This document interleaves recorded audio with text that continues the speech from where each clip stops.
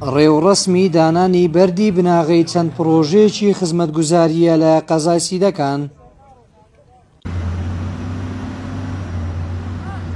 بە مەبەستی ئاسانکاری بۆ هاوڵاتیان و پێشکەشکردنی خزمەتگوزاری سەرەتایی، حکوومەتی هەرێمی کوردستان ڕەزامەندی دەربڕیوە بۆ دروستکردنی ئاوەڕۆی سندوقی ماڵان و خێرتاوکردنی چەند گەڕەک و کۆڵانێکی قەزای سیدەکان.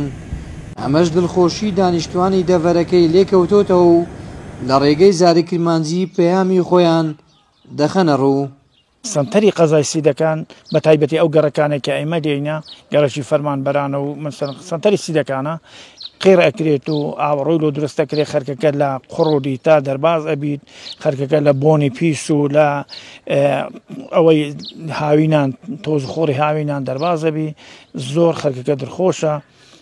بە تایبەتیش ئەو ئاوەڕۆی سندوقیەکەیەکی ناو سیدەکان کە یەکرێ، یعنی ئەوانە شتی زۆر چاکن، دڵخۆشکەرن، زۆر کێشەی دروستەکرد. ئەو قڕاوی لەسەرەوە هەموو دادەسە خێری خوارێت، علی کێشەی زۆری دروستەکرد، تۆرمێلەکان نێگەشتنەوە ماڵی.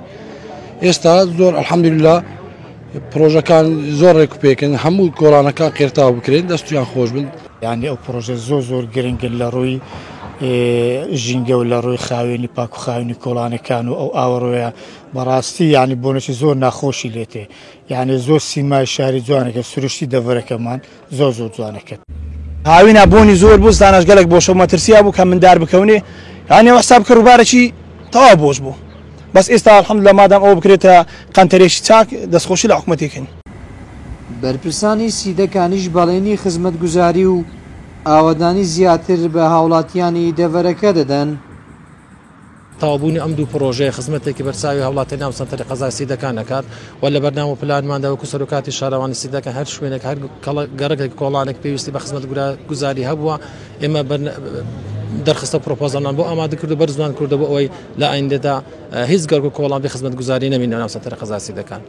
دوای دیزاینکردنی ئەم شوێنانە و دروستکردنی دەرخستەی پێویست لەلایەن سەرۆکایەتی شارەوانیمان وەخستنە بەردەستی بەڕێز جەنابی سەرپەرشتیار، بە سوپاسەوە بەڕێزیان ڕەزامەندی دەربڕی بۆ دروستکردنی ئەم دوو پرۆژێ و ئەمڕۆ ئەم ڕەزامەندیە بەکرداری جێبەجێ ئەکرێت.